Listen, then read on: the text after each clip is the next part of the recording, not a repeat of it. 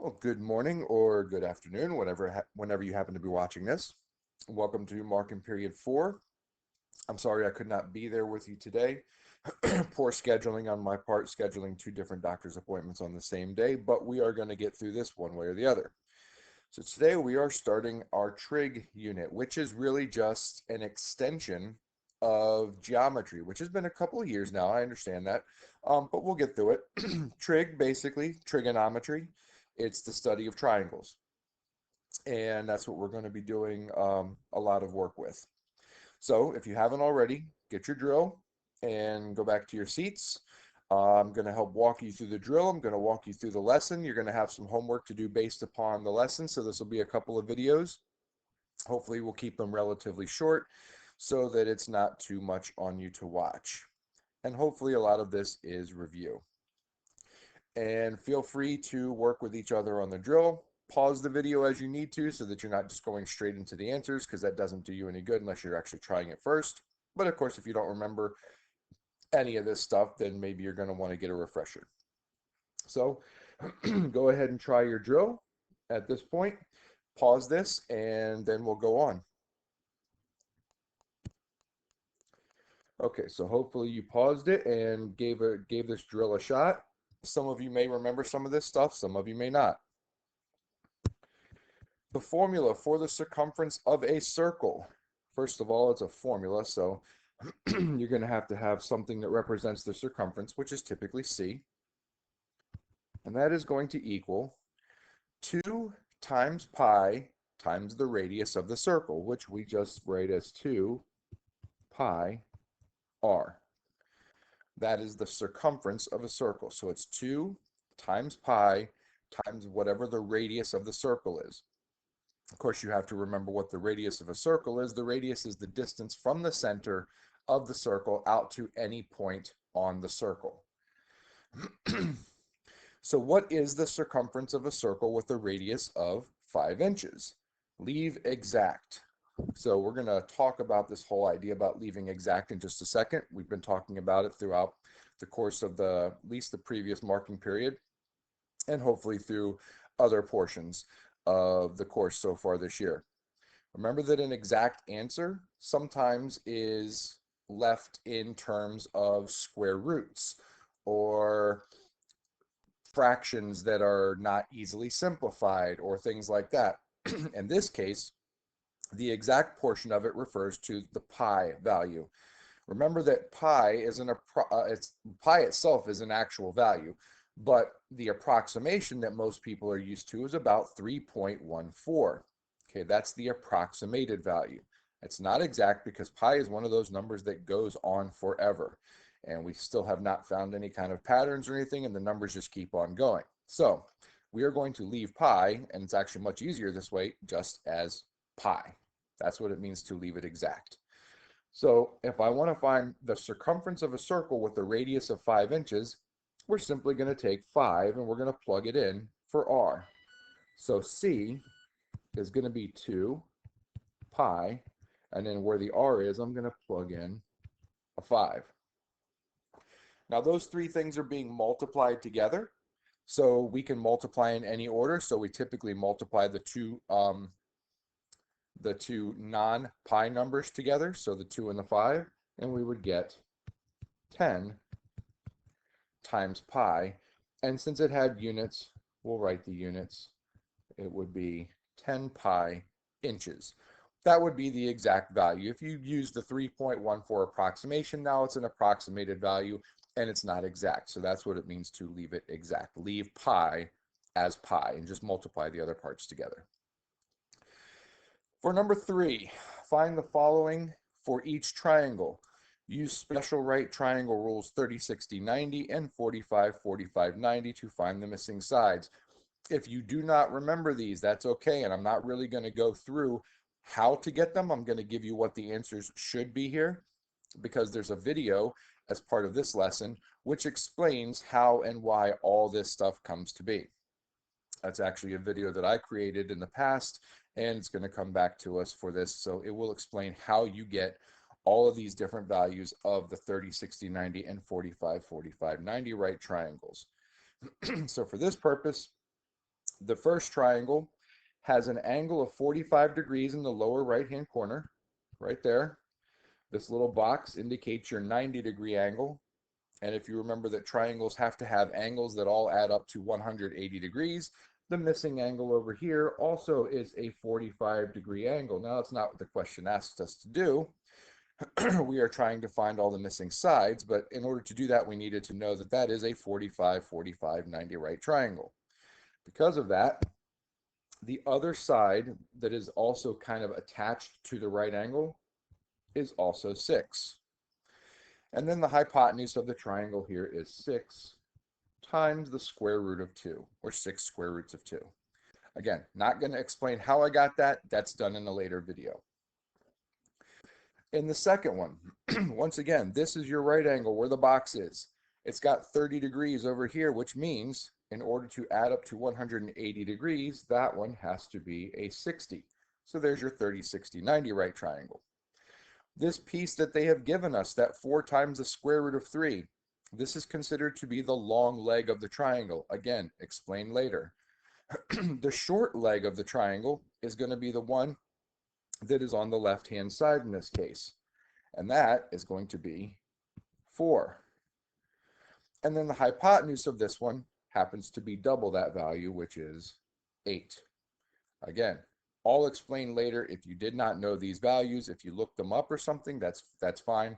But that's what those values are. If anybody remembered it, wonderful. You're ahead of things at this point. All right, so there is your drill. We are going to move on. So by the end of the class today, after you've watched all these videos, you should be able to rationalize a denominator of a fraction and then simplify the fraction. And you're going to be able to recall the special right triangle rules, which again was something that should have been learned in geometry, and then use them to find the missing sides of a triangle. That's the stuff we just went over in that last question, which again will be done in a separate video. So let's start off with rationalizing a denominator of a fraction. What does it mean, first of all, to rationalize a denominator? Basically, it means that if you have any kind of a root in your denominator, like the first example, you have a square root of 3 in the denominator. The second example, you have a square root of 2 in the denominator. We want to get rid of those square roots. You want to get rid of the roots. For our purposes, for the most part, we'll be dealing with square roots in this particular video and example. In order to do that, in order to get rid of a square root or to rationalize the denominator, you are simply going to multiply the top and the bottom of the fraction by the square root that is in the denominator. For example, in the first one, the square root that is in the denominator is the square root of 3. So we are going to multiply the top and the bottom by the square root of 3. One of the properties of multiplying square roots is that if you multiply 2 square roots together, you multiply what's underneath of the square roots and put it all under 1. So technically, this first one is the square root of 2 times 3. And the bottom one is the square root of 3 times 3. Well, the top one just becomes the square root of 6. That is not a perfect square, so there's really nothing we can do about it. Once again, this is now what's called an exact answer. And on the bottom, you get the square root of 9, but the square root of 9 is 3.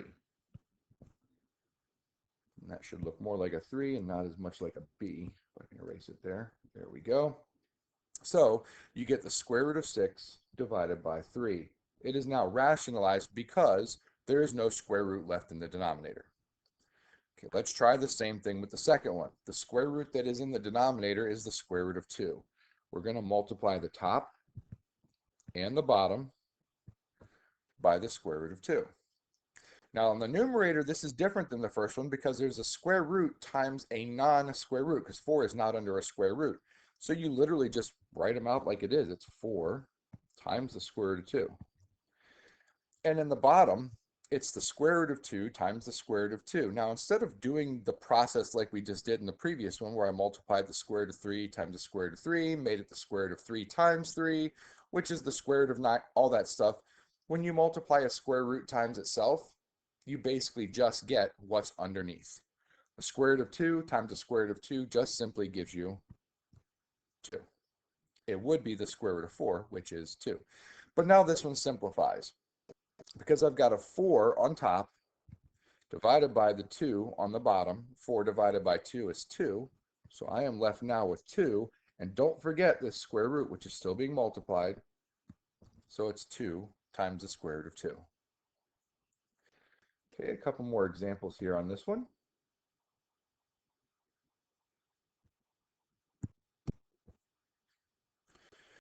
All right, so this first one over here on the left, it says the square root of 7 over 5. Again, there's a property that we can use that's going to make this a little easier for us.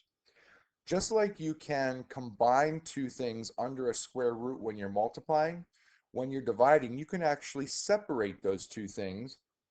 So this would actually become the square root of 7 divided by the square root of 5. Because it's being divided and or multiplied, we can use this separation property. Addition and subtraction doesn't work the same way. But if it's multiplied or divided, we can do it.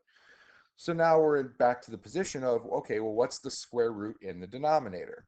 The square root in the denominator is the square root of 5. So we're going to multiply the top and the bottom by the square root of 5. And on the top, we'll combine the two square roots to be the square root of 7 times 5. 7 times 5 is 35, so we're going to get the square root of 35 on top. And then the square root of 5 times the square root of 5, again, technically that's the square root of 25, which is 5. So again, you multiply the two square roots together, you just get what's underneath of one of them, which is 5. There is no way to simplify that because I can't simplify something that's under a square root with something that's not under the square root. So I can't divide 35 by 5 and get 7 because one of them's under a square root, the other one is not. So we just leave it like that. That's it. That's the answer. So let's go ahead and box that in. All right. And then the last of our examples is 3 times the square root of 3 all over the square root of 5. So the square root that's in the denominator is the square root of 5. So once again, we're going to multiply the top and the bottom by the square root of 5. I'm actually going to do the bottom first here. I just think it looks easier. Square root of 5 times the square root of 5. It's going to be one of the what's underneath, which is 5. And that would be the square root of 25, which is 5. On top, I now have 3 times the square root of 3 times the square root of 5. Once again, I can combine what's under the two square roots together. So that 3 on the outside, that first 3 just stays there. But now I've got the square root of 3 times the square root of 5, which is now going to be the square root of 3 times 5, which is 15. The 3 on the outside of the square root and the 5 in the denominator cannot really be simplified, so that's it. We leave the answer just like that. That is an exact answer. Okay, we're going to find a lot of this. This is not going to be one of those things where we use the calculator to get decimal approximations for these things. Much more interested that we can simplify using the exact answers with the square roots. All right, so on the next page, you have a bunch of examples of basically just trying to make sure everybody understands how to get these triangles and get the sides from the triangle set up. I believe on the bottom of the page, yes, there's more examples of rationalizing. Okay, that is going to become part of your homework. So doing those 9 problems, you're going to have to do. But let's look at, I'm going to get you started on a few of these, and then you're also going to finish these just in class. I will actually just supply the answers for you. I'm not going to go through every single one of them, though. So, first of all, it says find each ratio and then rationalize the denominator when possible. So the first one, letter A, says AB over AC. Well, AB is this side over here. And then AC, between A and C, is this side over here. So it's AB, that's 1, divided by AC, which is 2. Well, that's done. There's nothing else you can do with that. That's perfectly fine. I'm going to actually work across. I'm not going to go in alphabetical order here. So now we want to do AB over CB. I'm going to move to letter D here. I'm going to work straight across the page. So AB is still 1, and CB is this one right here. That's the square root of 3. So we'll put a square root of 3 here. Now, there is a square root in the denominator, so we need to rationalize it, multiplying the top and the bottom by that square root. So we will multiply the top by the square root of 3 and the bottom by the square root of 3. 1 times the square root of 3, you can actually write it as 1 square root of 3, but typically we just write it as square root of 3. And then square root of 3 times square root of 3 is not square root of 9, which is 3. And that one's done. Okay, I'm going to do one more example. I'm going to do the letter G here, which is DF. Let's see, DF is the square root of 2 over FE, which is just 1. So we're going to get the square root of 2 over 1. And of course, any number over 1 is just that number on top, so it is just the square root of 2 simplified. All right, so I'm actually going to pause my video. It'll be like a second for you guys, if that much, and then all the rest of the answers are going to pop up just to let you know, but I would suggest working on them so that you can see them. After that, I'm going to stop this video, and your second video is going to explain how to do the 30, 60, 90, and 45, 45, 90 right triangles. And then your homework is actually going to be the remaining problems down at the bottom of this page, as well as, I believe it is, yes, starts down there. It's numbers 1 through, what numbers do we have here? 14. That's just completing the special right triangles.